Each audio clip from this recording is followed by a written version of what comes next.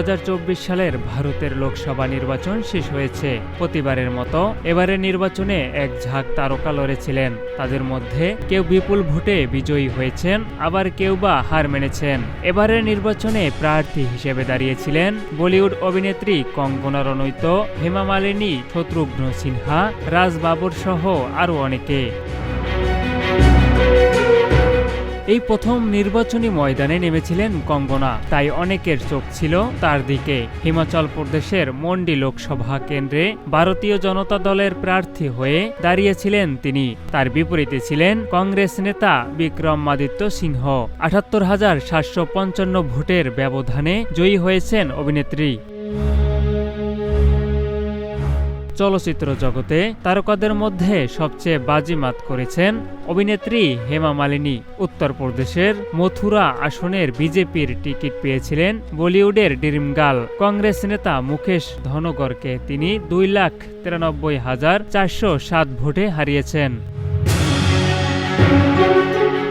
পশ্চিমবঙ্গের আসানসোল লোকসভা কেন্দ্রে তৃণমূলের প্রার্থী হয়ে নির্বাচনে লড়তে নেমেছিলেন বলিউড অভিনেতা শত্রুঘ্ন সিনহা। তিনি বিজেপির নেতা এস আলুওয়ালিয়াকে 59,564 ভোটের ব্যবধানে হারিয়েছেন।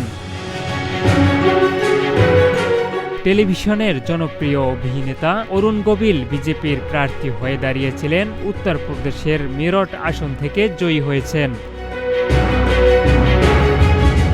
অভিনেতা তথা নেপথ্যকণ্ঠী সুরেশ গোপী কেরালার ত্রিশূর কেন্দ্র থেকে জয়ী হয়েছেন। সুরেশ কমিউনিস্ট দলের নেতা বিএস সুনীল কুমারকে ৭৫,৬৮৬ ভোটে পরাজিত করেছেন। বিজেপি নেতা মনোজ তেওয়ারি উত্তর পূর্ব দিল্লি কেন্দ্রে কংগ্রেস নেতা কানহাইয়া কুমারকে হারিয়েছেন ১,৩৮,৭৬৮ ভোটের ব্যবধানে।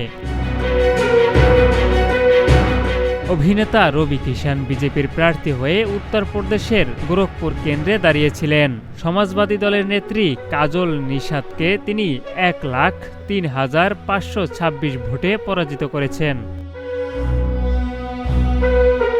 ডালিউড অভিনেত্রী সায়নী ঘোষ পশ্চিমবঙ্গের যাদবপুর লোকসভা কেন্দ্রে তৃণমূলের টিকিট পেয়েছিলেন। এই অভিনেত্রী বিজেপি অনির্বাণ গঙ্গোপাধ্যায়কে 2,৫৮,২০১ ভোটে হারিয়েছেন। জনপ্রিয় অভিনেত্রী শতাব্দী রায় পশ্চিমবঙ্গের বীরভূম কেন্দ্রের তৃণমূল দলের প্রার্থী হয়ে নির্বাচনী ময়দানে নেমেছিলেন। শতাব্দী ১,৯৭,৬৫০ ভোটের ব্যবধানে জয়ী হয়েছেন। দিদি নাম্বার 1 সঞ্চালক ও অভিনেত্রী রচনা বন্দ্যোপাধ্যায় আরেক অভিনেত্রী লকেট চট্টোপাধ্যায়কে ৭৬,৭৫৩ ভোটে পরাজিত করেছেন। তারা দুজনে পশ্চিমবঙ্গের হুগলি কেন্দ্রের প্রার্থী ছিলেন। এছাড়া জোড়াফুলের প্রার্থী হয়ে জয়ী হয়েছেন অভিনেত্রী সায়ন্তিকা বন্দ্যোপাধ্যায়।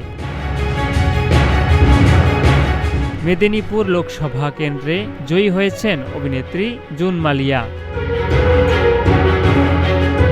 এবারও পশ্চিমবঙ্গের ঘাটাল লোকসভা কেন্দ্রে তৃণমূলের প্রার্থী ছিলেন তারকা অভিনেতা ও প্রযোজক দেব। তিনি ১,৮২,৮৬৮ ভোটের ব্যবধানে জয়ী হয়েছেন।